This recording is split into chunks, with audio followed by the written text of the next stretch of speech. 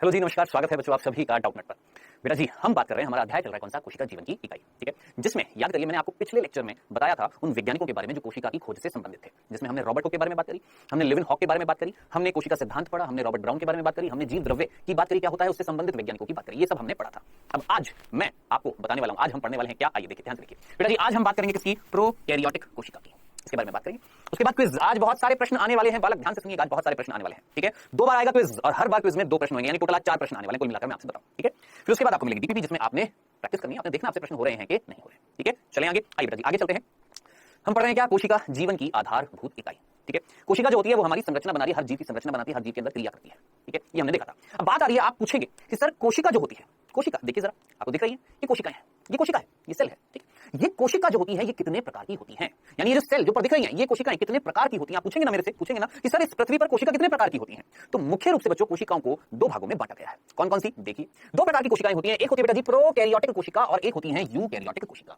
ये है बेटा जी यूकैरियोटिक कोशिका और ये है बच्चों प्रोकैरियोटिक कोशिका। ठीक है, आप बोलेंगे सर ये इंग्लिश में लिखे हुए हैं शब्द, तसल्ली रखना सर, ये भी इंग्लिश में लिखे हुए शब्द, तसल्ली रखना, हिंदी में भी आएंगे। मैं जानबूझ के इंग्लिश और हिंदी दोनों के वर्ड्स लेकर आता हूं डायग्राम्स में, ताकि क्या होता है ना, कई बार हमारी बुक्स में ना हिंदी के वर्ड्स को इंग्लिश में लिख दिया जाता है। जैसे कई बार कशाभिका को ना फ्लैजिला लिख देते हैं, बुक्स में देखा होगा। अब फ्लैजिला जिसको पता है, फ्लैजिलम या फ्लैजिला का मतलब क्या होता है, कशाभिका। ठीक है, तो याद रखना, हिंदी और इंग्लिश दोनों के वर्ड अगर याद रख सकते हैं इंग्लिश के तो याद रखना, नहीं तो देखो हिंदी तो आपने पढ़नी ही पढ़नी है ना, तो फायदा मिलेगा। बस मैं आपसे ये गुजारिश करता हूं, फायदा मिलेगा। ठीक है, तो कुल मिलाकर आपकी 2 प्रकार की कोशिकाएं, एक है प्रोकैरियोटिक और एक है यूकैरियोटिक। अब सबसे पहले हम बात करेंगे कौन सी कोशिकाओं की, हम सबसे पहले बात करेंगे इसकी प्रोकैरियोटिक कोशिकाओं की, आखिर प्रोकैरियोटिक कोशिका होती क्या है। ठीक है, चलें आगे, आइए बात करते हैं किसकी, प्रोकैरियोटिक कोशिका। अब ये है प्रोकैरियोटिक कोशिका, आप देख लो साहब हिंदी में लिखे हुए यहाँ पर शब्द है ना, तो मैंने आपसे क्या बोला था, हिंदी में भी नामांकन होता है डायग्राम्स का, चित्रों का, और इंग्लिश में भी होता है। आपको मैं दोनों लाकर दे रहा हूं ताकि कहीं से भी कोई बिंदु ना छूटे, चाहे हिंदी हो चाहे इंग्लिश हो। ठीक है, आइए बेटा जी प्रोकैरियोटिक कोशिका की बात करने वाले, तो सबसे पहली चीज, प्रोकैरियोटिक कोशिका का मतलब नहीं देखेंगे अभी क्या होती है प्रोकैरियोटिक कोशिका। पहले मैं एक सिंपल सी चीज आपसे पूछना चाहूंगा, 11वीं कक्षा में जब आप आए होंगे, ऑब्वियस सी बात है, जीव विज्ञान सब्जेक्ट लिया होगा, डरे तो नहीं थे ना, पढ़ने के बाद डर तो नहीं लगा था, नहीं लगा होगा, इजी तो है भैया सब कुछ, फिजिक्स से हल्का फुल्का लगा होगा, मुझे भी लगा था, लेकिन प्रैक्टिस करी थी, हो गई थी। केमिस्ट्री से ठीक थी, इतना ज्यादा डर नहीं लगा था, हो गई थी। बायो अरे मक्खन की तरह समझ में आती थी, है ना, बस यही चीज आपने अभी भी फॉलो करनी है, बायो मक्खन की तरह समझ में आनी चाहिए। केमिस्ट्री में अगर थोड़ा सा लोड आता भी है तो टेंशन लेने की जरूरत नहीं, अच्छे से आपको समझाया जाएगा। फिजिक्स में हाँ, बायो वाले बच्चों को फिजिक्स थोड़ी सी टफ लगती है, मुझे भी लगती थी, लेकिन मैं फिजिक्स में घुसा रहता था भैया। मेरे फिजिक्स में सबसे ज्यादा मार्क्स मेरे फिजिक्स में ही आए थे, मैं सच्ची आपको बताऊं, क्योंकि मेरे को फिजिक्स अच्छी भी लगती थी, पहले बेकार लगती थी, बाद में अच्छी लगने लगी, क्योंकि मैं इंटरेस्ट लेने लग गया। मैं जब क्वेश्चन करने, पहले मेरे क्वेश्चन नहीं होते, जब मैं क्वेश्चन करने लगा, मेरे आंसर सही आने लगे, मेरे मार्क्स अच्छे आने लगे, मेरे टीचर मुझे प्रोत्साहित करने लगे। ठीक है, तो बड़ा अच्छा लगता था, गुड फील होता था कि अरे फिजिक्स मजा ही आ गया, है ना। तो फिजिक्स टफ होती है किसके लिए, बायो वाले स्टूडेंट्स के लिए, लेकिन उसको अपने ऊपर टफ मत पढ़ने देना, नहीं तो वो भारी पड़ जाती है। ठीक है, घुसो पढ़ो, एक चीज के कांसेप्ट को समझो। ठीक है, आइए बेटा हम अभी फिजिक्स की बात नहीं कर रहे हैं, इसकी बात कर रहे हैं जीव विज्ञान यानी बायोलॉजी की। अब आपको पता है 11वीं कक्षा में जब आप आए थे तो आपने एक वैज्ञानिक का नाम डेफिनेटली सुना होगा स्टार्टिंग के चैप्टर में, आर.एच. विटेकर, याद आ रहा है, आर.एच. विटेकर सुना होगा। अब ये भी सुना होगा कि आर.एच. विटेकर ने एक प्रणाली दी थी जिसे हम बोलते हैं 5 जगत प्रणाली। ठीक है, अब क्या थी 5 जगत प्रणाली, आप अच्छे तरीके से जानते हैं। आर.एच. विटेकर ने, किसने बेटा, आर.एच. विटेकर, ये वैज्ञानिक का नाम है जिसने 5 जगत प्रणाली दी थी, 5 जगत प्रणाली दी थी।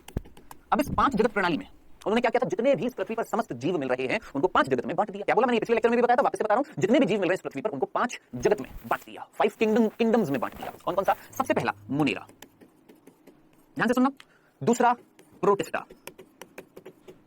ठीक है, तीसरा कवक, चौथा पादप या वनस्पति भी बोल सकते हैं, और 5वां प्राणी। ठीक है बेटा, इसको इंग्लिश में क्या बोलते हैं वो भी मैं आपको बता देता हूं। मुनेरा को मुनेरा ही बोलते हैं, प्रोटिस्टा को प्रोटिस्टा बोलते हैं, कवक को फंजाई बोलते हैं, पादप को प्लांटेई, आप बोलेंगे सर प्लांट्स बोलते हैं, प्लांटेई नाम से दिया था किंगडम, प्राणी को एनिमेलिया।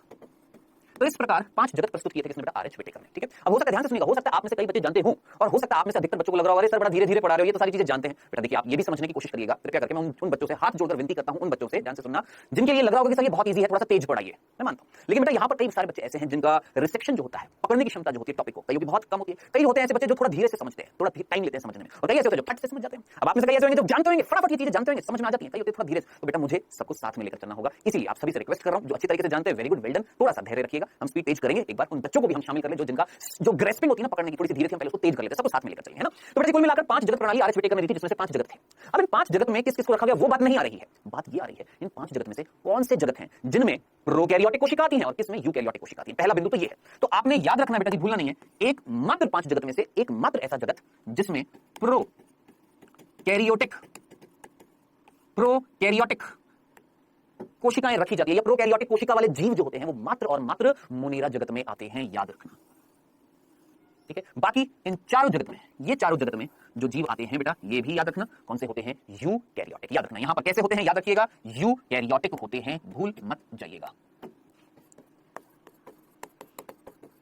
ठीक है, आई होप इतनी सी बात समझ में आ गई होगी। अब ये क्यों बता रहा हूं, इतना सा बताने के लिए हम क्या पढ़ने वाले हैं? प्रोकैरियोटिक कोशिका। हमें ये भी तो पता होना चाहिए भैया प्रोकैरियोटिक कोशिका वाले जीव कौन से जगत में आते हैं। आज के बाद कभी नहीं भूलेंगे, जो जानते हैं वेरी गुड, वेल डन, बहुत अच्छे। जो नहीं जानते आज के बाद कतई मत भूल जाना, माता रानी की कसम है आपको, बिल्कुल मत भूल जाना। प्रोकैरियोटिक कोशिका केवल एकमात्र जगत में आती है, इसमें मोनेरा में। Done done done. क्या ये पहला या मैं बोलूंगा ये बिंदु आपको समझ में आ गया एक तरीके से? सिंपल सा बिंदु क्लियर है। अब आपका पलटकर मेरे से क्वेश्चन होगा, सर ये तो समझ में आ गया कि मोनेरा जगत के अंदर प्रोकैरियोट्स आते हैं।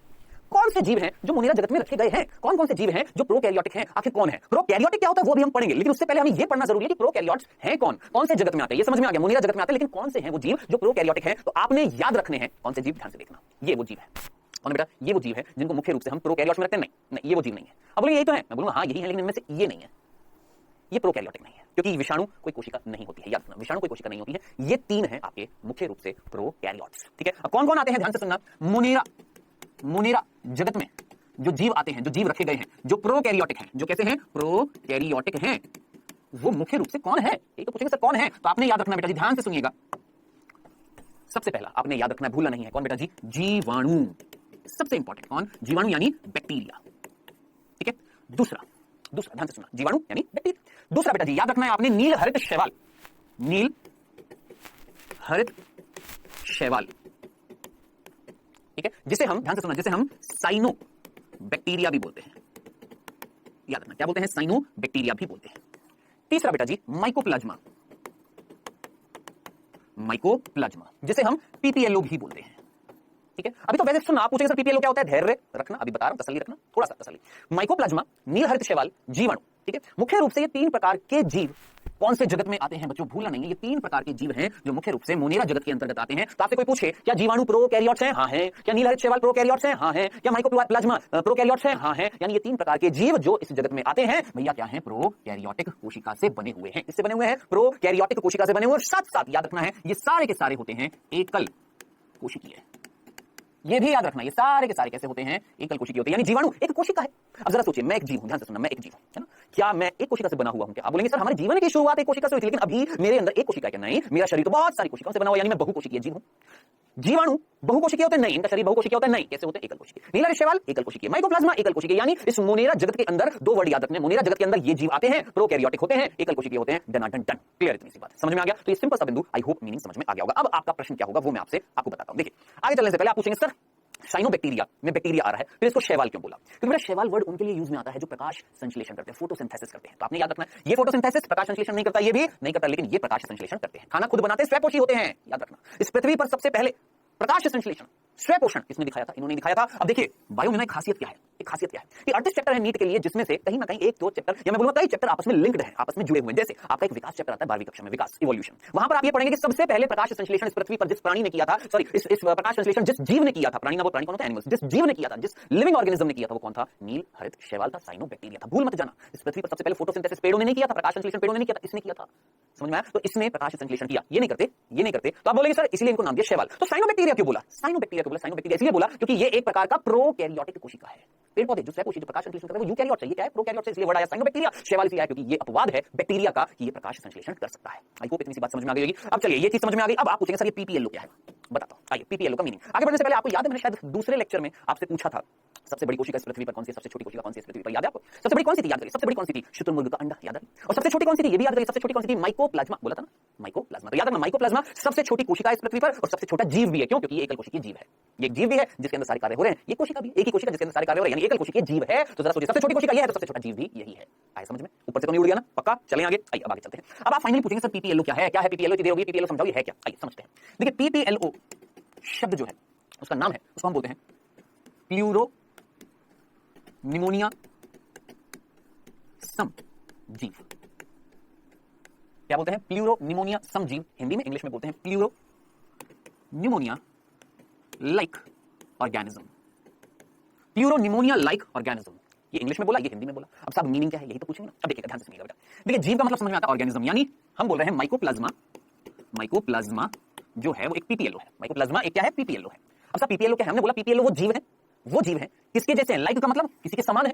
किसके समान है? वर्ड आ रहा है निमोनिया और फिर उससे पहले आ रहा है प्लूरो। अब आप बोलिए सर ये क्या है? समझ में नहीं आया? अभी रुको, ध्यान से सुनो। देखो बेटा, मैंने यहां पर बोला ये तीन प्रकार के जीव मोनेरा जगत में आते हैं जो प्रोकैरियोटिक है। इतनी बात समझ में आ गई थी ना आपको, है ना? अब देखिए इन तीन प्रकार के जीव में से ध्यान से सुनना, जीवाणु में कोशिका भित्ति मिलती है कि नहीं मिलती है? कोशिका भित्ति याद करिए, कोशिका भित्ति याद आ रही, भूले तो नहीं? कोशिका भित्ति रॉबर्ट में बताई थी, याद आ रही? मृत भाग होता है कोशिका का, क्या होता है? कोशिका भित्ति, है ना? हार्डनेस देती है, टफनेस देती है, दृढ़ता देती है, कौन? कोशिका भित्ति। ठीक है, अब जरा सोचिए, मैंने आपसे बोला कि जीवाणु में कोशिका भित्ति है या नहीं है? जीवाणु में कोशिका भित्ति है या नहीं है? तो मैंने बोला हाँ, जीवाणु में कोशिका भित्ति है, नीला रिक्शे वाले में कोशिका भित्ति है, लेकिन एकमात्र ऐसा जीव मोनेरा जगत का, ध्यान से सुनना, एकमात्र ऐसा जीव मोनेरा जगत का जिसमें कोशिका भित्ति नहीं है। नीट 2019 का प्रश्न है ये, ध्यान से सुनना, क्या कि माइकोप्लाज्मा कोशिका भित्तिहीन होते हैं, यानी इनमें कोशिका भित्ति नहीं होती है। यानी जितने भी प्रोकैरियोटिक जीव इस पृथ्वी पर मिल रहे हैं सभी में कोशिका भित्ति होती है, सिवाय किसको छोड़कर? माइकोप्लाज्मा को छोड़कर। माइकोप्लाज्मा में कोशिका भित्ति नहीं होती है। आप बोलेंगे फिर आगे आगे, ध्यान से सुनना।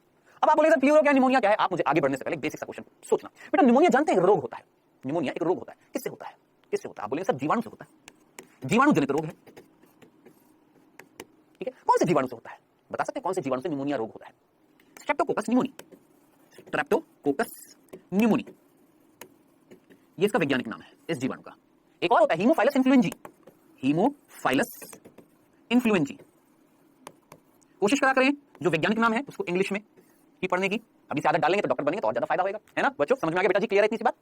ये दो प्रकार के आपके जीवाणु हैं जिनसे जिनसे क्या हो सकता है? निमोनिया हो सकता है। ठीक है, अब ध्यान से सुनना, ये वो जीवाणु है जिनसे निमोनिया होता है, और जब निमोनिया होता है तो निमोनिया रोग में कुछ लक्षण पैदा होते हैं। मैं बोलूंगा हाँ जी बिल्कुल होते हैं, होते हैं ना, जुकाम खांसी होती है निमोनिया रोग में, है ना? श्वसन से संबंधित रोग होता है, कौन सा? निमोनिया। चलो जी, बहुत अच्छी बात है ना? अब आप बोलेंगे ये निमोनिया का यहाँ पर क्या मतलब है? हम तो माइकोप्लाज्मा की बात कर रहे थे, तसल्ली अभी बता रहा हूं, धैर्य रखिएगा, समझने की कोशिश करिएगा। प्लूरो का मतलब क्या होता है? आप मुझे बताएं, ऐसा कोई जीव देखा है आपने जो आकृति बदलता हो? अभी ऐसा है, थोड़ी देर बाद ऐसा हो जाएगा। आप बोलेंगे हाँ सर जानते हैं, कौन? अमीबा। अगर आप ये जानते हैं अमीबा में कोई निश्चित आकृति नहीं होती, तो ये भी जानते होंगे कि क्यों नहीं होती। ये तो जानते हैं कि इसकी निश्चित आकृति नहीं होती, आकृति बदलती रहती है। इसकी अमीबा की क्यों जानते हैं? किसी से पूछा कि क्यों बदल रही है? अगर नहीं पूछा तो अब याद रखना, अमीबा की आकृति इसलिए बदल रही है, क्यों? क्योंकि इसकी एक निश्चित आकृति को बनाए रखने के लिए जो चीज चाहिए थी वो थी कोशिका भित्ति, जो यहां नहीं है। क्या बोला? कोशिका भित्ति एक दृढ़ संरचना होती है, हार्ड होती है, जो कोशिका के आकार को बनाए रखती है। याद रखना, कोशिका के आकार को बनाए रखती है। अमीबा में कोशिका भित्ति नहीं है तो इसका आकार जो होगा वो दृढ़ नहीं होगा, और दृढ़ नहीं होगा तो बदलता रहेगा। तो आप बोलिए सर उस हिसाब से तो हमारे अंदर भी कोशिका भित्ति नहीं होती। पूछेंगे सर हमारे अंदर भी कोशिका भित्ति नहीं होती, और हमारे अंदर अगर कोशिका भित्ति नहीं होती तो हमारी कोशिकाओं का भी निश्चित आकार नहीं होना चाहिए था ना, है ना? लेकिन हमारी कोशिकाओं का निश्चित आकार होता है, कैसे? तो बेटा जी हम जब पढ़ेंगे ना यूकैरियोटिक कोशिका तो वहां पर वर्ड आएगा साइटोपंजर, कोशिका कंकाल। बात करेंगे सूक्ष्म नलिका, सूक्ष्म तंतु की कुछ ऐसी संरचनाएं जो हमारी कोशिका को, जंतु कोशिका को निश्चित आकृति देती है, कंकाल बनाती है, उसकी आकृति को बनाए रखती है, वो तब बताऊंगा। अभी के लिए सिर्फ इतना सा याद रखना, अमीबा में कोशिका भित्ति नहीं है, कोशिका भित्ति नहीं है तो इसका एक निश्चित आकृति नहीं होती है, आकृति बदलती रहती है। ऐसे जीवों को जिनकी आकृति बदलती रहती है उनको हम बोलते हैं प्लूरो या प्लूरोमॉर्फिक, या इसको हम प्लियोमॉर्फिक भी बोलते हैं। अब जरा सोचना, ये सारी चीजें समझ में आ गई, यहां तक की चीजें समझ में आ गई। अब मैं आपसे बोल रहा हूं माइकोप्लाज्मा को पीपीएलओ क्यों बोला? फाइनली कहानी जो आ रही है वो ये कि माइकोप्लाज्मा को पीपीएलओ क्यों बोला। तो ध्यान से सुनना, अगर ये माइकोप्लाज्मा मेरे अंदर जाए, अगर ये माइकोप्लाज्मा मेरे अंदर जाए, एक ऐसा जीव जिसकी निश्चित आकृति नहीं है, सुनना, एक ऐसा जीव जिसकी निश्चित आकृति नहीं है, क्यों नहीं है? सोचो, क्योंकि इसके पास कोशिका भित्ति नहीं है। जैसे अमीबा के पास कोशिका भित्ति नहीं थी तो निश्चित आकृति नहीं थी, उसी प्रकार माइकोप्लाज्मा की भी निश्चित आकृति नहीं है। क्यों? क्योंकि इसके पास कोशिका भित्ति नहीं है। तो ये एक प्लूरोमॉर्फिक जीव है। प्लूरोमॉर्फिक से वर्ड आया यहां पर प्लूरो। आई होप इतनी सी बात समझ में आ गई। ये माइकोप्लाज्मा को पीपीएलओ बोला, क्यों बोल रहे हैं माइकोप्लाज्मा को पीपीएलओ? सबसे पहले माइकोप्लाज्मा में हमने वर्ड देखा प्लूरो, इसलिए बोला क्योंकि माइकोप्लाज्मा की निश्चित आकृति नहीं है। क्यों नहीं है? क्योंकि माइकोप्लाज्मा के पास कोशिका भित्ति नहीं है। पूरे प्रोकैरियोट्स में, पूरे मोनिरा जगत में एकमात्र ऐसा जीव जिसको हमने प्लूरो बोला है। क्यों? क्योंकि इसके पास कोशिका भित्ति नहीं थी, इसलिए इसकी कोई निश्चित आकृति नहीं थी, है ना? अब माइकोप्लाज्मा मेरे अंदर गया और मेरे अंदर जब जाएगा तो मेरे अंदर रोग उत्पन्न करेगा, और जब वो रोग उत्पन्न करेगा तो उस रोग के लक्षण जो हैं बिल्कुल ऐसे लगेंगे जैसे निमोनिया रोग के जैसे होते हैं। यानी जब ये संक्रमण करता है तो लक्षण जो उत्पन्न होते हैं उस रोग में वो बिल्कुल डिट्टो सेम टू सेम किसके जैसे होते हैं? वैसे लक्षण जो वास्तव में निमोनिया रोग में होते हैं, जो इन जीवाणु से होते हैं, है ना? अब जरा सोचिए, ऐसा जीव जो किसके समान है? ऐसा जीव जो किसके समान है? उन जीवों के समान है, उन बैक्टीरिया के समान है जो निमोनिया कर रहे थे। क्यों? क्योंकि जब ये रोग उत्पन्न करेगा तो इसके उत्पन्न होने से, इसके रोग उत्पन्न होने से, इसके कारण जो लक्षण उत्पन्न होंगे बिल्कुल वैसे होंगे जो इन जीवों के समान लक्षण पैदा हो रहे थे इस रोग में। इसीलिए हमने माइकोप्लाज्मा को क्या बोला? पीपीएलओ। आई होप अब समझ में आ गया होगा। आज की बात मत भूलना, माइकोप्लाज्मा पीपीएलओ क्यों है? क्योंकि इसकी आकृति बदलती रहती है, क्योंकि इसके पास कोशिका भित्ति नहीं है, इसलिए वर्ड आया था प्लूरो। और निमोनिया लाइक ऑर्गेनिज्म क्यों बोला? क्योंकि ये उन ऑर्गेनिजम्स के जैसा है, उन जीवों के जैसा है जो निमोनिया कॉज करते हैं। क्यों? क्योंकि इसके संक्रमण से जो रोग उत्पन्न होंगे उनमें लक्षण बिल्कुल वैसे ही होंगे जैसे निमोनिया में होते हैं। आई होप अब समझ में आ गया होगा। क्लियर है? तो ये बेटा मैंने आपको सीधा सीधा बताया कि भैया प्रोकैरियोटिक कोशिका पढ़ने वाले हैं, लेकिन उससे पहले ये हमें ज्ञान होना चाहिए कि प्रोकैरियोटिक कोशिका जो होती है, ध्यान से सुनना, प्रोकैरियोटिक कोशिका जो होती है वो कौन से जगत में आते हैं? जीव जिनमें प्रोकैरियोटिक कोशिका होती है, मोनिरा जगत में कौन से जीव होते हैं? सब ये होते हैं। इनमें से कौन सा जीव है जो प्रकाश संश्लेषण कर सकता है? ये कर सकता है एकमात्र, इसलिए अलग से इसको हमने नाम दिया साइनोबैक्टीरिया, नीलहर चैवल। फिर हमने बात करी माइकोप्लाज्मा सबसे छोटा जीव है, सबसे छोटी कोशिका क्यों नाम दिया? पीपीएलओ बता दिया। अब आगे चलने से पहले ध्यान से सुनना बेटा, हर कंपनी का एक हेड होता है, हर ऑर्गेनाइजेशन का एक हेड होता है, बॉस होता है। उसी प्रकार हर, मैं बोलूंगा कि एक जैसे हमारी पार्टी होती है, बीजेपी पार्टी हो गई, कांग्रेस पार्टी हो गई, इस तरीके से जो भी पॉलिटिकल पार्टीज होती हैं उनका भी कोई मेन नेता होता है। अब जरा सोचिए, मोनिरा जगत के अंदर ये प्राणी रखे गए हैं, तो इन सभी मोनिरा जगत के अंदर ये जीव रखे गए, मैं बार बार प्राणी निकलता है मेरे मुंह से, प्राणी एनिमल्स। हाँ जी, मोनिरा जगत में ये जीव रखे गए हैं, तो ये एक पार्टी है, मान लेते हैं ये बीजेपी पार्टी है, तो इसका कोई ना कोई नेता होगा, कोई ना कोई श्री नरेंद्र दामोदर दास मोदी होगा, है ना। तो कहीं ना कहीं यहां पर ये मान लेते हैं मोनिरा जगत क्या है, एक पार्टी है, और इस पार्टी का बीजेपी पार्टी जिसका नेता कौन है, ये है कौन, जीवाणु। तो तुलना करके मैं आपको बताने की कोशिश कर रहा था क्या कि हर समूह का कोई मेन लीडर होता है, कोई मुख्य सदस्य होता है। तो मोनिरा जगत के अंदर ये जो जीव मिल रहे हैं, इन जीवों में मेन जीव जो है, मेन सबसे इंपॉर्टेंट जीव जो है वो है जीवाणु। अब आप बोलेंगे ऐसा क्यों सर, ऐसा क्यों, ये क्यों नहीं है, ये क्यों नहीं है। अब खुद सोचना, दिमाग लगाना। एक घर है जिसमें मान लेते हैं घर है जिसमें 20 प्रकार के कुत्ते रखे हुए हैं, 2 प्रकार के, ध्यान से सुनना, 20 प्रकार के कुत्ते हैं, 2 प्रकार की बिल्ली है और 3 प्रकार के चूहे हैं। 20 प्रकार के कुत्ते हैं, 2 प्रकार की बिल्ली है, 3 प्रकार के चूहे हैं। अब जरा सोचिए वो घर किसके द्वारा जाना जाएगा, इंपॉर्टेंट कौन है वहां पर, जो अलग अलग प्रकार के बहुत सारे मिल रहे हैं, कौन, कुत्ते। तो वही चीज यहां पर है क्या, इस जगत के अंदर बहुत अलग अलग प्रकार के क्या मिलते हैं, बहुत सारे प्रकार के कौन मिलते हैं, जीवाणु ज्यादा मिलते हैं कंपैरेटिव टू नीलहर्ष कंपैरेटिव टू माइकोप्लाज्मा। तो मेन जीव कौन हो गया मोनिरा जगत के अंदर बेटा जी, जीवाणु। समझ में आया। तो यहां तक की मेरे ख्याल से आपको बातें समझ में आ गई होंगी, ये जो सारी चीजें मैंने आपको बताई समझ में आ गई होगी। अब बेटा जी हम देखने वाले हैं प्रोकैरियोटिक कोशिका होती क्या है, उनके सामान्य लक्षण क्या होते हैं, वो हम देखने वाले हैं। ठीक है, चलें आगे, आइए। सबसे पहले प्रोकैरियोटिक कोशिका में आपने याद रखना, इनका माप और आकार क्या होता है, भिन्न भिन्न होता है। माप और आकार क्या होता है, भिन्न भिन्न होता है, अलग अलग होता है। इनका प्रोकैरियोटिक कोशिकाओं का आकार भी अलग अलग होता है, उनका माप भी कोई बड़ी होती है, कोई छोटी होती है, कोई अलग संरचना होती है, अलग अलग आकृति होती है। ठीक है, अब आप पूछेंगे सर कौन कौन सी आकृति मिलती है। देखिए बेटा, मुख्य रूप से मैंने आपको क्या बोला था, मेन जीव कौन है, जीवाणु, है ना, जो मुख्य रूप से 4 प्रकार के क्या दिखाते हैं बेटा जी, आकार दिखाते हैं। 4 प्रकार के क्या दिखाते हैं, आकार दिखाते हैं। ठीक है, अब कौन से प्रकार के आकार दिखाते हैं, आइए देखिए 4 प्रकार के आकार है, कौन कौन से, दंडाकार, गोलाकार, कोशाकार और सर्पिल। दंडाकार को बेटा जी हम बोलते हैं बेसिलस, मिल जाएगा ये शब्द आपको जरूर, बेसिलस। गोलाकार को बोलते हैं कोकस, कोशाकार को विब्रियो और सर्पिल को स्पाइरल। ठीक है, अब आप बोलिए सर कैसे होते हैं दिखने में, आइए मैं दिखा देता हूं, चारों दिखाऊंगा। सबसे पहले मैं दिखाऊंगा आपको दंडाकार। देखिए ये है दंडाकार, एक छड़ की आकृति में, छड़ यानी डंडे की आकृति में। ठीक है, क्या कहलाता है बेटा, बेसिलस। जैसे आपने सुना होगा दूध से जब हम दही बनाते हैं तो एक जीवाणु की जरूरत पड़ती है, क्या नाम होता है, लैक्टोबैसिलस। हम सुना ना। तो जरा सोचिए, ये छड़ की आकृति में, डंडे की आकृति में, इनको हम बोलते हैं बेसिलस, दंडाकार। उदाहरण मैंने आपको बताया लैक्टोबैसिलस, जो हमें जिसकी जरूरत पड़ती है दूध से दही बनाने में। ठीक है, दूसरा देखिएगा गोलाकार, गोलाकार को इंग्लिश में क्या बोला, कोकस। देखिए कुछ इस तरीके से, ये है कैसे बेटा जी, गोलाकार जीवाणु। ये बेटा ये वास्तव में है, ये इमेजेस जो है ये वास्तव में है। ठीक है, ये है कैसे बेटा जी, गोलाकार, कोकस। लिखा जाओ यहां पर। देखिए ये कौन से हैं, कोकस है। ये कौन से थे बेटा जी, बेसिलस थे। बेसिलस का उदाहरण मैंने आपको क्या बताया, लैक्टोबैसिलस। कोकस का जरा सोचिए, अभी एक बीमारी बताई थी निमोनिया, कैसे हुई थी, स्ट्रेप्टोकोकस निमोनिया, वर्ड आया था ना, स्ट्रेप्टोकोकस निमोनिया से क्या हुआ था, निमोनिया, ऐसी आकृति होगी। ठीक है, नेक्स्ट बेटा जी, अब ये देखो, ये आकृति को जरा देखिएगा गौर से, ऐसा लगेगा सर ये तो शुक्राणु लग रहे हैं, नहीं शुक्राणु नहीं है, ये आकृति कुछ इस तरीके से होती है ऐसे, और हमारा कॉमा जो होता है, इस आकृति का होता है, कॉमा लगाते हैं ना, कॉमा। तो याद रखना, ये जो आकृति जो होती है इसे हम बोलते हैं बेटा जी, ध्यान से सुनिएगा, इसे हम बोलते हैं, याद रखना, इंग्लिश में बोलते हैं विब्रियो। क्या बोलते हैं, विब्रियो। हिंदी में बोलते हैं क्या बेटा जी, कोशाकार या कॉमा आकार, याद रखना। अब आप बोलेंगे सर इसका उदाहरण, देखिए जीवाणु में आपको बता रहा हूं, उदाहरण में मैं बताता जाऊं। लैक्टोबैसिलस छड़ाकार था और स्ट्रेप्टोकोकस निमोनी कैसा था, गोलाकार था, कोकस का मतलब गोलाकार। अब विब्रियो का उदाहरण ध्यान से सुनना, विब्रियो कोलेराई, विब्रियो कोलेराई। देखिए जीवाणु का नाम है ये विब्रियो कोलेराई, इससे जो रोग होता है उसका नाम होता है कोलेरा, जिसको अमूमन तौर पर बोलते हैं हैजा। अब आप में से कईयों ने ये वर्ड जरूर सुना होगा, हैजा। उल्टी दस्त लग जाते हैं, गंदला पानी पी लेते हैं, संक्रमित दूषित पानी पी लेते हैं, उल्टी दस्त लग जाते हैं, उसको हम क्या बोलते हैं, हैजा बोलते हैं। ठीक है, तो ये कोलेरा या ये हैजा जो होता है किससे होता है, जीवाणु से, जिसका नाम है विब्रियो कोलेरा। अब जरा सोचिए इस जीवाणु की आकृति कैसी होगी, कुछ ऐसी होगी, बिल्कुल होगी। ठीक है, आई होप समझ में आ गया होगी, कितनी आकृति हो गई, 3 हो गई ना, 3। अब चौथी आकृति, ये है बेटा जी सर्पिल। ये है कौन, सर्पिल आकृति। स्पाइरल दिखा आपने बुक्स में, बाइंडिंग देखी कैसी होती है, स्पाइरल बाइंडिंग होती है कि नहीं होती है ना। अब ये है सर्पिल। चलें आगे, अब इसका उदाहरण आप पूछेंगे सर सर्पिल का उदाहरण, इसका उदाहरण बहुत इंपॉर्टेंट मैं आपको बता देता हूं, हेलियोबैक्टीरियम। आप बोलेंगे सर इसके इस जीवाणु के नाम में सर्पिल तो नहीं है, स्पाइरल तो नहीं है, जरूरी थोड़ा ना, हर नाम में बेसिलस आए, कोकस आए, विब्रियो आए, वो तो आ गया था इसलिए आपको बता दिया था। जरूरी नहीं है हर जीवाणु के नाम में आपको क्या मिल जाए, वो शब्द मिल जाए, बेसिलस, कोकस, ये। ठीक है, जैसे हेलियोबैक्टीरियम। अब हेलियोबैक्टीरियम की आकृति कुछ इस तरीके से होती है, कैसी होती है, स्पाइरल होती है। ठीक है, अब ध्यान से सुनना, ये जो जीवाणु होता है बहुत ही ज्यादा खतरनाक जीवाणु है बेटा जी। क्या करता है, ध्यान से सुनना, इससे हमारे आमाशय में अल्सर हो जाते हैं, आमाशय में घाव हो जाते हैं। अल्सर नाम सुना, अल्सर सुना, पेट में छाले हो गए हैं, सुना होगा, पेट में छाले हो गए, पेट में घाव हो गए हैं, घाव। तो याद रखना ये पेट में घाव करने के लिए उत्तरदायी होता है कौन बेटा जी, आपका हेलियोबैक्टीरियम, भूला नहीं है। ठीक है, और इसका पता कैसे लगता है ये भी मैं आपको बता देता हूं। जब दूषित पानी आप पी लेते हैं, ये भी दूषित पानी पीने से होता है, दूषित खाना खाने से होता है। ये जीवाणु जब हमारे शरीर में जाता है, हमारे आमाशय में जाता है, तो हमारे आमाशय के अंदर जो यूरिया होता है उसको अमोनिया में बदल देता है। किसको, यूरिया को अमोनिया में। और अमोनिया हमारे पेट की जो दीवारें हैं उनको प्रभावित करता है, जिससे घाव हो सकते हैं। ठीक है, और उनको हम बोलते हैं वैसे पैक्टिक अल्सर बोलते हैं। क्या बोलते हैं, पैक्टिक अल्सर। अभी के लिए पेट में घाव उत्पन्न करता है कौन, हेलियोबैक्टीरियम, बहुत ही खतरनाक है। आई होप यहां तक की बात समझ में आ गई होगी। ये 4 प्रकार के आकार मैंने आपको दिखा दिए हैं किसी बेटा जी, जीवाणुओं के। सबसे इंपॉर्टेंट नेता जो था उस पार्टी का, कौन सी पार्टी का, मोनिरा जगत पार्टी का जो मुख्य नेता है वो कौन है, जीवाणु। तो हम जीवाणु के आकार देख रहे हैं मुख्य रूप से। ठीक है, आई होप यहां तक के 2 सिंपल से बिंदु समझ में आ गए। चलें आगे, अब धीरे धीरे फटाफट जो छोटी छोटी चीजें उनको फटाफट खत्म करते हैं। आगे चलते हैं बेटा जी।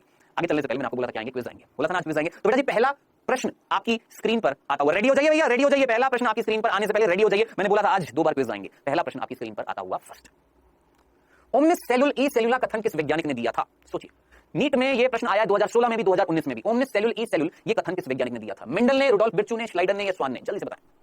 आप बोलिए सर इतना इजी प्रश्न ऐसा नीट में आता है। हाँ जी बिल्कुल आता है, सिंपल ही आता है, पता नहीं क्यों याद क्यों नहीं करते बच्चे, समझ नहीं आता। हाँ जी कर लिया। नेक्स्ट दूसरा प्रश्न, थियोडोर श्वान थे क्या थे, वनस्पति वैज्ञानिक, प्राणी वैज्ञानिक, दोनों, वनस्पति वैज्ञानिक भी थे, प्राणी वैज्ञानिक भी थे, या उपरोक्त में से कोई नहीं। श्वान पूछा, श्वान।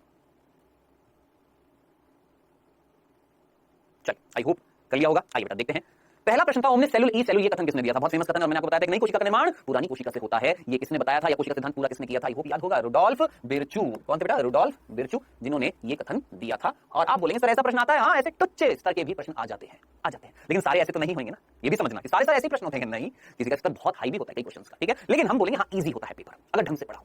दूसरा, थियोडोर श्वान कौन थे? याद करिए, ब्रिटिश साइंटिस्ट थे। कौन थे? प्राणी विज्ञान के वनस्पति वैज्ञानिक। तो बेटा जी प्राणी वैज्ञानिक थे।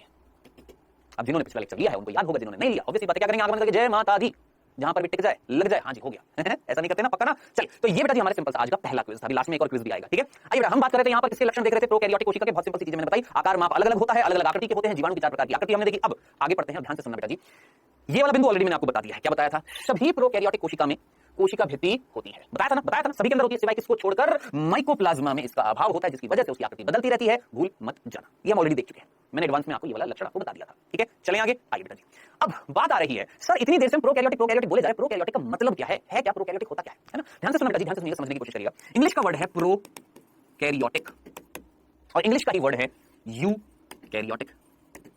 ये दोनों अंग्रेजी वर्णमाला के शब्द हैं। बोलेंगे सर बहुत हिंदी कुछ ज्यादा ही नहीं बोल रहे हैं, अंग्रेजी वर्णमाला है। प्रोकैरियोटिक और यूकैरियोटिक ये दोनों इंग्लिश के वर्ड हैं, हमने इसको हिंदी में अपनी लैंग्वेज में लिख दिया प्रोकैरियोटिक, ठीक है। अब ध्यान से सुनना, इनको हिंदी में क्या बोलते हैं? सुकेंद्रकीय कोशिका, पूर्व केंद्रकीय कोशिका, ये हिंदी में बोला जाता है। लेकिन हम पढ़ते आ रहे हैं, हमारी हिंदी में भी कई बार यही वर्ड यूज में लेते हैं। क्या बेटा? प्रोकैरियोटिक और यूकैरियोटिक। अब बात करते हैं मीनिंग क्या है, ठीक है। पहले तो देखिए दोनों शब्दों को, इंग्लिश के दोनों शब्दों को देखिए, इसमें कॉमन क्या है? कैरियोटिक, कैरियोटिक, यानी कहीं ना कहीं कोई ना कोई चीज का मीनिंग तो सेम होगा, लेकिन अंतर कहां आ रहा है? बोलेंगे सर यू में आ रहा है, यहां यू है, यहां प्रो है। सर क्या अंतर है? पहले तो कैरियोटिक वर्ड देख लेते हैं बेटा। ये कैरियोटिक वर्ड जो है एक लैटिन भाषा का शब्द है, कौन? कैरियोन, उससे आया है। यहां पर भी कैरियोन होगा, और कैरियोन का मतलब होता है केंद्रक, यानी बीच में मिलने वाली चीज जो केंद्र में मिलती है उसे हम क्या बोलते हैं? केंद्रक। यानी इतना तो समझ में आ गया कि यहां पर ये जो प्रोकैरियोटिक और यूकैरियोटिक इसमें बात किसकी हो रही है? केंद्रक की हो रही है। अब बात आ रही है प्रो का मतलब होता है प्राचीन, पुराना, पहले का, ठीक है। पुराना बोल दीजिए, प्राचीन बोल दीजिए, पहले का बोल दीजिए, ये मीनिंग होता है किसका? प्रो का। और यहां पर पूर्व भी लिखा हुआ, पूर्व का मतलब पहले। अब यहां पर लिखा हुआ यू का मतलब होता है नया, मॉडिफाइड, ठीक है, सुविकसित। अब जरा सोचिए, मैंने आपसे एक सिंपल सी चीज बोली कि ऐसी कोशिका जिनके अंदर सुविकसित केंद्रक मिल रहा है, और ऐसी कोशिका जिसके अंदर केंद्रक मिल ही नहीं रहा है, सीधा बोलते हैं मिल ही नहीं रहा है, और अगर मिल भी रहा है तो उसका जो आवरण है ना, केंद्र का आवरण, वो ढंग से नहीं मिल रहा है, टूटा फूटा मिल रहा है। तो अब जरा सोच समझकर मुझे बताएं, सुविकसित केंद्र इस कोशिका में मिल रहा है, तो ऐसी कोशिका को हम बोलते हैं यूकैरियोटिक। और जिसमें केंद्रक है ही नहीं, या तो, और अगर है भी तो ढंग से दिख नहीं रहा, उसका आवरण नहीं दिख रहा, केंद्र का आवरण नहीं दिख रहा, या सीधा सीधा बोलो भैया कि इनमें सुविकसित केंद्रक नहीं पाया जाता, उन कोशिकाओं को हम बोलते हैं प्रोकैरियोटिक कोशिका। हालांकि ये मुझे स्टार्टिंग में बता देना चाहिए था, लेकिन फिर भी कोई बात नहीं, दे रहा है दोस्त, बता दिया आपको, याद रखना है आपने कि प्रोकैरियोटिक कोशिका का मतलब क्या होता है? वह कोशिका जिनके अंदर सुविकसित केंद्रक नहीं मिलता है, उन्हें हम क्या बोलते हैं? प्रोकैरियोटिक कोशिका। आई होप यहां तक की चीज समझ में आ गई होगी। चले आगे, कंफ्यूजन तो नहीं है? चलिए बेटा आगे चलते हैं। अब देखिएगा, आनुवांशिक पदार्थ नग्न होता है। अरे बाबा ये क्या है? आनुवांशिक पदार्थ नग्न होता है, ये समझते हैं। देखिए बेटा, ये आपको दो कोशिकाएं दिख रही हैं, है ना? इन दो कोशिकाओं में केंद्रक यहां पर दिख रहा है, यहां पर नहीं है। चलो जी बहुत अच्छी बात है। अब आगे क्या करें? ध्यान से सुनना, सोच समझ के एक सिंपल सी चीज सुनना, सोच समझ के एक सिंपल सी चीज आंसर खुद देने की कोशिश करेगा अपने मन में, है ना? ये केंद्रक के अंदर मिलता क्या है? आपने अगर जीव विज्ञान पढ़ा है 11वीं कक्षा में तो बहुत बेसिक सा क्वेश्चन है, 9th 10th में भी पता लग जाता है। ये केंद्रक के अंदर मिलता क्या? अगर नहीं भी पता तो टेंशन लेने की जरूरत नहीं है, हमें पता होना चाहिए केंद्रक के अंदर क्या मिलता है। याद रखना क्या? एक ऐसा पदार्थ जो एक पीढ़ी से दूसरी पीढ़ी में जाता है। बोलिए क्या सर समझ नहीं आया? फिर से सुनना, ध्यान से सुनना, कान खोलकर सुनना, सोना नहीं है, कान खोलकर सुनना है, इंटरेस्ट पैदा करें, कान खोलकर सुनिए, सोचिए क्या बोला। मेरी मम्मी से मेरे पापा से मेरे अंदर सिर्फ एक चीज आई। आप बोलेंगे क्या सर? मैं बोलूंगा संस्कार। नहीं, मजाक कर रहा हूं। मैंने पूछा आपसे, मेरी मम्मी से मेरे पापा से मेरे अंदर एक चीज आई है, और वो है क्या? डीएनए। क्या? डीएनए, डीऑक्सीराइबो न्यूक्लिक अम्ल, डीऑक्सीराइबो न्यूक्लिक एसिड बोलते हैं इंग्लिश में, और एसिड को अम्ल बोल दो हिंदी में, तो डीऑक्सीराइबो न्यूक्लिक अम्ल हिंदी में बोलते हैं, ठीक है। ये बेटा डीएनए है, ठीक है, बाद में पढ़ेंगे, डिटेल में पढ़ेंगे, सारी चीजें पढ़ेंगे। अभी के लिए सिर्फ चीज कि मेरी मम्मी से मेरे पापा से मेरे अंदर क्या आ रहा है? डीएनए आ रहा है। तो याद रखना, आनुवंशिक पदार्थ का मतलब क्या होता है? जेनेटिक मटेरियल का मतलब क्या होता है? वो पदार्थ जो एक पीढ़ी से दूसरी पीढ़ी में आता है, जनक से बच्चों में आता है, माता पिता से अपने बच्चों में आता है, उसे हम बोलते हैं आनुवंशिक पदार्थ, जो इस पृथ्वी पर सिर्फ और सिर्फ डीएनए है, सिर्फ और सिर्फ डीएनए। चाहे जीवाणु हो, चाहे बड़ा सा हाथी हो, चाहे वेल मछली हो, एक पीढ़ी से दूसरी पीढ़ी में सिर्फ डीएनए जाता है। बोलिए सर आरएनए भी तो जाता है। अब आप में से कई को आरएनए भी नहीं पता होगा, आरएनए क्या होता है? राइबोन्यूक्लिक अम्ल होता है, राइबोन्यूक्लिक एसिड होता है। बेटा आरएनए आनुवंशिक पदार्थ है? आप बोलेंगे अभी तो बोला था नहीं है, लेकिन सिर्फ वायरस में, सिर्फ वायरस में, विषाणु में। और वायरस कोशिका नहीं है, जीव नहीं है, याद रखना। वायरस कोई कोशिका नहीं है, कोई जीव नहीं है। तो मैंने क्या बोला, इस पृथ्वी पर जितने भी जीव हैं, लिविंग ऑर्गेनिज्म है, उनके अंदर आनुवंशिक पदार्थ कौन होता है? डीएनए। आरएनए नहीं होता। आरएनए होता है किसमें? वायरस में, जो जीव नहीं है, जो कोशिका नहीं है, कोई कण है, जिसे हम क्या बोलते हैं? पार्टिकल, कण बोलते हैं, ठीक है। चले आगे, जो शरीर के बाहर निर्जीव होता है, शरीर के अंदर सजीव होता है, ठीक है, समझ में आया? तो सजीव और निर्जीव के बीच की कड़ी होती है कौन? विषाणु। तो याद रखना, विषाणु में आरएनए जेनेटिक मटेरियल होता है, आनुवंशिक पदार्थ होता है। लेकिन इस पृथ्वी पर जीवाणु से लेकर बड़ी सी मछली, वेल मछली तक अगर मैं बात करूं तो आनुवंशिक पदार्थ कौन होता है? डीएनए। एक पीढ़ी से दूसरी पीढ़ी में जाने वाला पदार्थ क्या होता है? आनुवंशिक पदार्थ होता है। जो क्या होता है? डीएनए होता है। माता पिता से बच्चों में आने वाला पदार्थ क्या होता है? आनुवंशिक पदार्थ। जो कौन है? डीएनए है। अब जरा सोच समझकर मुझे बताएं, ये डीएनए कहां मिल रहा है? केंद्रक के अंदर। हाँ जी भैया, केंद्रक के अंदर मिल रहा है। चलो जी, अब आप मुझे बताएं, क्या इस डीएनए ने कपड़े पहन रखे हैं। आप बोलेंगे क्या क्या इस डीएनए ने कपड़े पहन रखे हैं? आप बोलेंगे क्या, अरे भैया हम कपड़े पहनते हैं, कपड़े हमारा एक आवरण है या नहीं है? आप बोलेंगे हाँ आवरण है। तो जरा सोचिए डीएनए का आवरण है या नहीं? ये डीएनए किससे ढके हुए हैं? नग्न तो नहीं है ना, नग्न तो नहीं है ना, किसी से ढके हुए केंद्र आवरण से। लेकिन जरा यहां पर देखना, यहां पर जो डीएनए है बेटा, ध्यान से देखना, यहां पर तो डीएनए आपको कैसा दिखाई दे रहा है? देखो एक डीएनए ऐसा है, एक ऐसा है, एक ऐसा है, एक ऐसा है, ऐसे भरे पड़े अंदर, अंदर भरे पड़े, बहुत सारे भरे पड़े। यहां पर देखिएगा बस इतना सा, मात्र इतना सा डीएनए। अब जरा सोचिए ये डीएनए एक है, एक यहां पर बहुत सारे हैं, बहुत सारे लगभग, मेरी अगर मैं बात करूं मेरे केंद्र में डीएनए के खंड जो है लगभग 92 हैं। कितने? 92, 92 है ना। ये एक डीएनए दिख रहा है आपको, एक और भी दिख रहा होगा। अब कई बच्चों को नहीं पता तो मैं जल्दी से बता देता हूं। ये एक डीएनए, ये दूसरा डीएनए, दो डीएनए को मैंने जोड़ दिया। क्या कर दिया? जोड़ दिया। ठीक है, अब जोड़ने से जो संरचना बनती है उसे हम बोलते हैं गुणसूत्र। अब बालक जरा जल्दी से सोचो, मैंने क्या बोला, मेरी एक कोशिका के अंदर कितने डीएनए के खंड हैं? ऐसे 92। अब बोलिए सर हमने तो पढ़ा था 46 होता है। अरे बालक 92 डीएनए का ऐसे एक और ऐसे करते करते करते कितने? 92। एक गुणसूत्र कितने डीएनए के खंडों से बना हुआ है? दो। ये दो मिलकर क्या बना रहे हैं? एक गुणसूत्र तो 92 मिलकर क्या बनाएंगे? 46 गुणसूत्र बनाएंगे। नहीं बनाएंगे? बिल्कुल बनाएंगे। और गुणसूत्र में डीएनए जरा सोचिए गोलाकार है, ये सीधा सीधा है, सीधा सीधा है, या कुंडलित बोल देता हूं, लेकिन जरा सोचिए गोल गोल तो नहीं घूम रहा ना। जैसे यहां पर देखो, यहां पर प्रोकैरियोटिक कोशिका में कैसे गोलाकार, कौन? डीएनए। अब आप मुझे बताएं क्या ये डीएनए किसी आवरण से ढका हुआ है? नहीं, कोई आवरण से नहीं ढका हुआ। तो जरा सोचिए प्रोकैरियोटिक कोशिका में जो आनुवंशिक पदार्थ है वो कैसा है? नग्न है, उसने कपड़े नहीं पहन रखे हैं, केंद्र का आवरण नहीं है, केंद्र में नहीं, तो क्या बोलेंगे? नग्न बोलेंगे, पहली चीज। अब यहाँ पर ना नग्न का दो मतलब है, ध्यान से सुनना। यहाँ पे ना नग्न के दो मीनिंग आते हैं। एक नग्न का मतलब कि डीएनए के बाहर कोई केंद्र का आवरण नहीं, पहला। दूसरा सुनिएगा, ध्यान से सुनना, जो मैं बताने वाला हूं बहुत इंपॉर्टेंट चीज बताने वाला हूं। आप जानते हैं मेरे अंदर ये जो डीएनए जो है, ये डीएनए, ये जो 92 डीएनए थे, कितने थे बेटा जी? 92। ये जो डीएनए थे, दो डीएनए के खंड जोड़कर कितने बन गए? 46। कितनी सी बात समझ में आ गई बेटा? अगर इन 92 डीएनए को अगर मैं एक के बाद एक, एक के बाद एक, एक के बाद एक, ये एक लिया, फिर एक और लिया, फिर एक और लिया, ऐसे करते करते अगर मैं जोड़ता जाऊं, जानते कितना लंबा होगा वो टोटल डीएनए, वो पूरा डीएनए का लड़ी जो होगी, धागा जो है, जानते कितना लंबा होगा? यहां से लेकर यहां तक कितना होता है? 1 मीटर, 1 मीटर, 1 मीटर, फिर वापस से 1 मीटर। यानी यहां पर मैं खड़ा हूं तो यहां से यहां 1 मीटर, फिर मैं यहां आया, यहां से यहां, मतलब उधर की तरफ 1 मीटर, कितना? लगभग 2 मीटर, लगभग 2.2 मीटर लंबा डीएनए मेरी कोशिका के केंद्र में। आप बोलेंगे सर वहां से लेकर इतना लंबा डीएनए आपकी कोशिका में भी किसमें? केंद्र में है। मैं बोलूंगा हाँ हाँ है। आप बोलेंगे सर कैसी बातें कर रहे हो? हमें तो कोशिका हमारी हाथ में, हमारी त्वचा में दिखाई नहीं दे रही, देख ही नहीं रही हम, कोशिका कहां है? हमें पता लग रहा है कि नहीं कोशिका नहीं दिख रही, कोशिका के अंदर केंद्र दिखेगा। अरे नहीं भैया केंद्र नहीं दिखेगा, और केंद्र नहीं दिखेगा तो केंद्र के अंदर इतना लंबा डीएनए कैसे आ गया? कैसे आ गया? कैसे आ गया? कैसे आ गया? सोचो कैसे आ गया? एक सिंपल सा उदाहरण मैं आपको देता हूं, जल्दी से समझ में आ जाएगा। बेटा आप सभी ने ये तो उड़ाई होगी, उड़ाइए पतंग। हर बार बच्चों को मैं यही उदाहरण देता हूं, जरा सोचिए पतंग उड़ाइए। आप बोलेंगे हाँ सर पतंग उड़ाइए। बेटा ये पतंग मान लो मेरे को उड़ानी है 1 किलोमीटर लंबी पतंग मेरे को उड़ानी है, तो 1 किलोमीटर लंबा मेरे को धागा चाहिए कि नहीं चाहिए? बिल्कुल चाहिए। क्या बोला मैंने? 1 किलोमीटर दूर तक मेरे को पतंग उड़ानी है तो 1 किलोमीटर लंबा मेरे को क्या चाहिए? धागा चाहिए। अब जरा सोचिए इतने लंबे धागे को क्या मैं इतने से चरखे पर लपेट सकता हूं? आप बोलेंगे हाँ सर बिल्कुल कर सकते हैं। इतना लंबा धागा उसको इतने से चरखे के ऊपर लपेट सकता हूं? हाँ लपेट सकता हूं। बस मेरे भाई वही काम हमारे अंदर भी हो रहा है। क्या कि ये जो डीएनए जो अंदर इतना लंबा सारा जो डीएनए है अंदर, ये कहीं ना कहीं लिपटा हुआ है एक चरखे के ऊपर, और वो जो चरखा जो है वो है, याद रखना, हिस्टोन प्रोटीन। कौन है बच्चे? Histone protein. तो हिस्टोन प्रोटीन क्या है? एक प्रोटीन है जिसके ऊपर दंदन क्या लपेटे जा रहे हैं? डीएनए को लपेटे जा रहे हैं। समझ में आ गया? तो इस तरीके से हमारा इतना लंबा डीएनए केंद्र के अंदर फिट हो जाता है। ठीक है, समझ में आ गया? कंफ्यूजन तो नहीं था? अब जरा ध्यान से सुनना, डीएनए लिपट रहा है इसके ऊपर हिस्टोन। हिस्टोन को भी आप यूं मान लीजिए, हिस्टोन जो है एक तरीके से कपड़ा है जिसके ऊपर डीएनए लिपटता जा रहा है।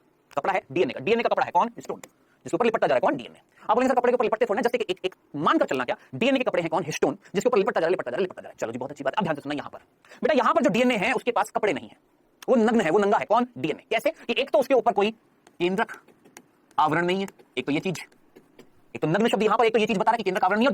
दूसरा ये जो डीएनए है ये किसी के ऊपर लिपटा हुआ नहीं है।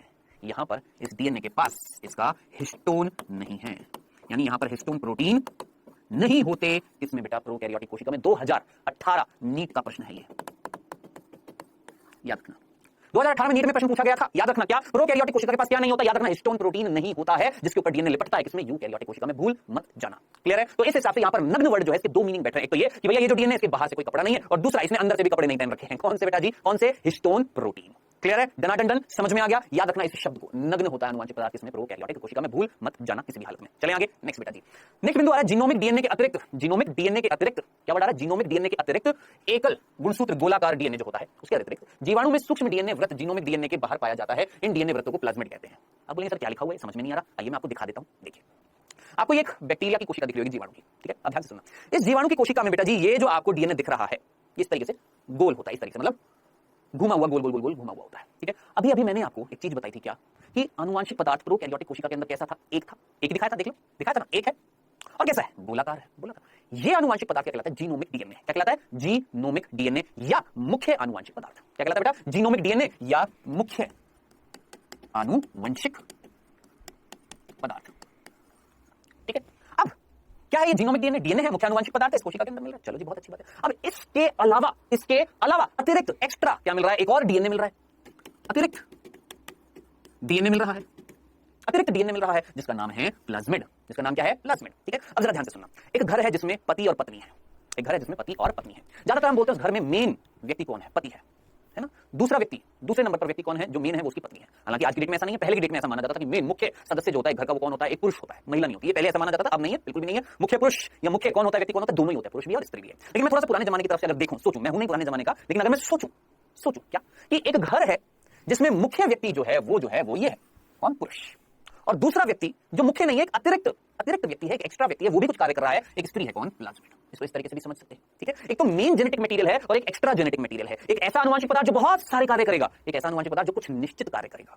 आया समझ में? डिफरेंस समझ में आया? क्लियर है? इस चीज में कोई दिक्कत तो नहीं है। इसको यू भी मान सकते हैं, जैसे एक और उदाहरण मैं आपको देता हूं। जैसे बीजेपी एक पार्टी है जिसमें एक मुख्य नेता है नरेंद्र मोदी जी, और भी तो नेता है, जैसे मुझे नाम याद नहीं आ रहा क्योंकि मैं इतना ज्यादा पॉलिटिकल नहीं हूं। मान लेते कोई और नेता होगा, आप सोच लीजिएगा बीजेपी का और कोई दूसरे सेकंड नंबर पर जो नेता होता है। ठीक है, कुल मिलाकर कहने वाली बात, एक है मेन नेता और एक है दूसरे नेता। उसी प्रकार यहां पर मेन डीएनए ये है, जीनोमिक डीएनए, जो बहुत सारे कार्य करेगा। उसके अतिरिक्त जो डीएनए मिल रहा है जो कुछ निश्चित कार्य तो करेगा, लेकिन इसके अलावा मिल रहा है, इसलिए हमने क्या बोला? अतिरिक्त डीएनए, जिसका नाम हमने रख दिया है क्या? प्लाज्मिड। आया समझ में? तो याद रखना, प्लाज्मिड क्या होता है? मुख्य आनुवंशिक पदार्थ के अलावा मिलने वाला जो आनुवंशिक पदार्थ डीएनए होता है, उसका नाम होता है प्लाज्मिड। अब आप पूछेंगे कार्य क्या करता है? मैंने क्या बोला? कुछ निश्चित कार्य करता है ना। अब क्या निश्चित कार्य करता है? ध्यान से सुनना। ये प्लाज्मिड डीएनए जीवाणुओं में विशिष्ट लक्षण पैदा करता है। आप बोलिए सर वही चीज तो जो भी आपने बताई, कुछ विशेष कार्य कर रहा है। ये तो लिखा है, प्लाज्मिड जीवाणु में कुछ विशेष लक्षण पैदा करता है। आप बोलिए सर कौन सा लक्षण पैदा करता है? बेटा 12वीं कक्षा में एक अध्याय है, पूरी इकाई है, कौन सी? बायोटेक्नोलॉजी, जैव प्रौद्योगिकी, जहां पर आप डिटेल में पढ़ेंगे किसके बारे में? प्लाज्मिड के बारे में। अभी सिर्फ इतना सा सुनना कि आप सभी ने एंटीबायोटिक्स नाम सुना? एंटीबायोटिक्स सुना होगा। एंटीबायोटिक्स को बेटा हिंदी में बोलते हैं प्रतिजैविक। क्या बोलते हैं? प्रतिजैविक। ध्यान से सुनना, क्या बोलते हैं? प्रतिजैविक। ठीक है, मान लो एक एंटीबायोटिक है और ये जीवाणु है। ये एंटीबायोटिक का कार्य क्या होता है? जीवाणु को खल्लास खत्म कर देना। एंटीबायोटिक्स क्या करती है? जीवाणु को नष्ट कर देती है, मार देती है। कैसे मारती है वो बाद में बात करेंगे, लेकिन बाद में हर चीज हर एक चक्कर में आएगी। अभी सिर्फ इतना सा, एंटीबायोटिक प्रतिजैविक किसको मार रही है? जीवाणु को मार रही है। इसका कार्य मारना इसको। चलो, अब ये कहेगा अरे ऐसे कैसे मर जाऊं, कुछ ना कुछ तो प्रतिरोध दिखाऊंगा, किसी ना किसी तरीके से इससे बचने की कोशिश करूंगा। कैसे करूंगा? क्या करूंगा? तो बेटा जी ये जीवाणु ने अपने अंदर पैदा किए क्या? प्लाज्मिड। क्या बोला मैंने? इस जीवाणु ने अपने अंदर कुछ अतिरिक्त आनुवंशिक पदार्थ पैदा किए जिनका नाम है प्लाज्मिड, जो कुछ विशेष लक्षण दिखा रहे हैं, जो कुछ विशेष प्रक्रिया दर्शा रहे हैं, जो कुछ विशेष कार्य कर रहे हैं। जैसे याद रखना है, प्रतिजैविकों के प्रति प्रतिरोधकता दर्शाना, प्रतिजैविकों के प्रति यानी एंटीबायोटिक्स के खिलाफ क्या दर्शाना? प्रतिरोधकता दर्शाना। ये कौन दर्शा रहा है? प्लाज्मिड दर्शा रहे हैं। आई होप पूरा मीनिंग अब तक क्लियर हो गया होगा कि एक प्रोकैरियोटिक कोशिका में मुख्य आनुवंशिक पदार्थ है जो कई सारे कार्य करेगा, कई सारे। अभी हम ये नहीं देख रहे क्या कार्य करेगा, लेकिन मैक्सिमम कार्य जो होता है, अधिकतर कार्य जो होता है वो कौन करता है? मुख्य आनुवंशिक पदार्थ। ठीक है, लेकिन हमने बोला मुख्य आनुवंशिक पदार्थ के अलावा कुछ एक्स्ट्रा आनुवंशिक पदार्थ मिला, डीएनए मिला, जिसका नाम क्या है? प्लाज्मिड है, जो कुछ विशेष कार्य कर रहा है। आपने पूछा क्या विशेष कार्य कर रहा है? मैंने बोला 12वीं कक्षा में जैव प्रौद्योगिकी अध्याय आएगा, वहां पर डिटेल में पढ़ेंगे। लेकिन अभी के लिए इतना याद रखना कि प्लाज्मिड जो होते हैं कुछ विशेष कार्य करते हैं, जैसे प्रतिरोधकता दिखाते हैं। किसके खिलाफ? प्रतिजैविकों के खिलाफ। प्रतिजैविक क्या होते हैं? कुछ रसायन होते हैं जो जीवाणु को मारने की कोशिश करते हैं। जरा सोचिए, कोई शिकारी शिकार करेगा तो शिकार बचने की कोशिश करेगा या नहीं करेगा? किससे? अपने शिकारी से। तो जीवाणु ने बचने की कोशिश करेगी किससे? प्रतिजैविकों से। क्या पैदा करके? प्लाज्मिड पैदा करके। आई होप यहां तक की बात समझ में आ गई होंगी। ये सिंपल से 8 लक्षण क्लियर है। चले आगे, जरा जल्दी से इनको उतार लीजिए बेटा जी, फटाफट। हाँ जी बेटा जी, यहां तक पूरे ये 8 लक्षण जो मैंने आपको प्रोकैरियोटिक कोशिका या जीवाणु के बताए हैं, आई होप समझ में आ गए होंगे। चले आगे, अब बेटा जी आखिरी लक्षण आज के लेक्चर का हम देखने वाले हैं, ध्यान से सुनना। 9वां लक्षण क्या बोल रहा है कि प्रोकैरियोट की ये विशेषता है। क्या विशेषता है? कि उनमें कोशिका झिल्ली जो होती है, कोशिका झिल्ली यानी कोशिका झिल्ली याद है ना, सेल मेम्ब्रेन, अंदर की तरफ फोल्ड हो जाती है, अंदर की तरफ घूम जाती है, अंदर की तरफ वलन ले लेती है। क्या बोला मैंने? अंदर की तरफ वलन ले लेती है, अंतःवलन बोलते हैं। ठीक है, अब आप बोलिए सर अंतःवलन का मतलब? जरा देखिए, ये एक संरचना है और ये एक संरचना। क्या दिख रहा है आपको? इस संरचना और संरचना में क्या फर्क दिख रहा है? कि भैया ये संरचना जो है इसकी जो झिल्ली थी उसने अंदर की तरफ फोल्ड हो गई, अंदर की तरफ घूम गई है ना। इस घूमी हुई संरचना को हम क्या बोलते हैं? अंतर्वलन बोलते हैं, है ना। अंदर की तरफ वलन पैदा हो गया। ठीक है, अब आपने याद रखना है कि प्रोकैरियोटिक कोशिका में एक विशेषता मिलती है कि इनकी जो कोशिका झिल्ली जो होती है ना, अंदर की तरफ क्या ले लेती है? वलन ले लेती है, अंदर की तरफ घूम जाती है, जिनको हम बोलते हैं मीजोसोम। अपनी जिंदगी में कभी मत भूल जाना मीजोसोम क्या होते हैं, क्योंकि ये बाद में डिटेल में हम देखेंगे, पढ़ेंगे। अभी सिर्फ इतना सा, मीजोसोम क्या है? कोशिका झिल्ली के अंतर्वलन है। कोशिका झिल्ली जब अंदर की तरफ घूम जाती है तो उनको क्या बोलते हैं? मीजोसोम। अब आप पूछेंगे कार्य क्या करते हैं? रुक जाना, आएगा, बाद में आएगा। कब आएगा? नेक्स्ट लेक्चर में आएगा। मतलब नेक्स्ट लेक्चर में हम प्रोकैरियोटिक कोशिका की संरचना पढ़ेंगे। अभी तो हम सिर्फ सामान्य लक्षण पढ़ रहे हैं। नेक्स्ट लेक्चर में हम प्रोकैरियोटिक कोशिका की संरचना देखेंगे। ठीक है, तो बेटा जी यहां पर मीजोसोम आई होप समझ में आ गया होगा। यहां तक ये 9 सिंपल से सामान्य लक्षण भी क्लियर हो गए होंगे। चले आगे, अब वापस से अच्छा एक और चीज, मीजोसोम दिखाना था ना, बोलेंगे मीजोसोम देखा नहीं। ये देखो यहां पर एक वर्ड दिख रहा होगा, मीजोसोम दिख रहा है। देखिए ये अंदर की तरफ, ध्यान से गौर से देखिएगा, ये अंदर की तरफ, ये लाल रंग की, अंदर की तरफ ये लाल रंग की, ये वाली दिख रही है, ये वाली अंदर की तरफ लाल रंग की जो झिल्ली है, उसने बोला कोशिका झिल्ली अंदर की तरफ घूम गई है। दिख रहा है? अंदर की तरफ घूम गई, इनको हमने बोला मीजोसोम। काम क्या करेंगे? थोड़ा सा पेशेंस रखिएगा, सब आएगा। A to Z चीज हम पढ़ेंगे, थोड़ा सा संयम रखिएगा चीजों के लिए। ठीक है, हाँ जी, यहां तक की समझ में आ गई है। 9 सिंपल से सामान्य लक्षण समझ में आ गए होंगे। अब एक बार आज जो हमने जो पढ़ा एक बार बता देता हूं बेटा जी। आज हमने प्रोकैरियोटिक कोशिका की बात करी। प्रोकैरियोटिक कौन से कोशिका कौन से जगत में आती है ये बताया, उस जगत में कौन से प्राणी आते हैं वो बताया, उन प्राणियों के बारे में कुछ बताया। फिर उसके हमने सामान्य लक्षण देखे कि प्रोकैरियोटिक कोशिका में जो आनुवंशिक पदार्थ है वो क्या है, अतिरिक्त आनुवंशिक पदार्थ है वो क्या है, क्या कार्य कर रहा है वो क्या है। ये सिंपल चीजें मैंने आपको बताई हैं आज। अपनी सारी चीजों को याद रखना, भूलना नहीं, सिंपल से लक्षण है। ठीक है, अब समय हुआ है वापस से क्विज का। किसका? क्विज का। तो बेटा जी तैयार हो जाइए, पहला प्रश्न आपकी स्क्रीन पर आता हुआ फर्स्ट। प्रोकैरियोटिक कोशिका झिल्ली के अंतर्वलन को क्या कहा जाता है? प्रोकैरियोटिक कोशिका झिल्ली का जो अंतर्वलन होता है उसे क्या कहा जाता है? Ribosome, nucleosome, mesosome, lysosome. जल्दी से सोचिए क्या बोलते हैं जब कोशिका झिल्ली अंदर की तरफ मुड़ गई है किसी प्रोकैरियोटिक कोशिका? जल्दी से सोचिए क्या बोलते हैं उसे? राइबोसोम, न्यूक्लियोसोम, मीजोसोम, लाइसोसोम क्या बोला जाता है? चलिए दूसरा प्रश्न बच्चों, प्रोकैरियोटिक कोशिका में मुख्य आनुवंशिक पदार्थ के अतिरिक्त मिलने वाला डीएनए क्या कहलाता है? जो मुख्य आनुवंशिक पदार्थ था उसके अतिरिक्त, जिनों में डीएनए के अतिरिक्त जो डीएनए मिल रहा था उसका नाम क्या है? प्लाज्मिड, अंतःवृष्ट, केंद्राभ, केंद्रिका। जरा जल्दी से सोच समझ कर मुझे बताएं क्या कहा जाता है अतिरिक्त आनुवंशिक पदार्थ को या अतिरिक्त डीएनए को मुख्य आनुवंशिक पदार्थ के अलावा। चल समय हुआ समाप्त, आइए डिस्कस करते हैं। पहला प्रश्न था प्रोकैरियोटिक कोशिका की जो झिल्ली जो होती है, कोशिका झिल्ली, ये जो अंतर्वलन होते हैं उन्हें क्या बोलते हैं? राइबोसोम नहीं, न्यूक्लियोसोम नहीं, लाइसोसोम नहीं, क्या बोलते हैं? मीसोसोम। सिंपल, क्या नाम देते हैं? मीसोसोम। ठीक है। प्रोकैरियोटिक कोशिका में जो मुख्य आनुवंशिक पदार्थ मिल रहा था उसके अतिरिक्त, वर्ड के आगे एक्स्ट्रा, अतिरिक्त मिलने वाला जो डीएनए होता है क्या कहलाता है? याद रखना, भूल मत जाना। जिनको याद है उन्होंने सही लगाया होगा। क्या? प्लाज्मिड। अब जरा सोच, आज आए हैं 4 प्रश्न, सोच समझ कर मुझे बताएं चारों प्रश्नों में से कितने प्रश्नों के आपने सही आंसर दिए जरूर बताइएगा। ठीक है, तो ये बेटा जी आज का क्विज आपको डीपीपी मिलेगी नीचे होमवर्क सेक्शन में आपको डीपीपी मिलेगी, जरूर करिएगा। और अब हम नेक्स्ट लेक्चर में जब मिलेंगे तो बात करेंगे किसकी बेटा? प्रोकैरियोटिक कोशिका की संरचना की, क्या क्या चीजें उसमें और मिल रही हैं, कुछ सामान्य लक्षण मैंने आपको बताए। ठीक है, तो मिलेंगे बेटा जी नेक्स्ट लेक्चर में। Okay then, tata bye bye, take care.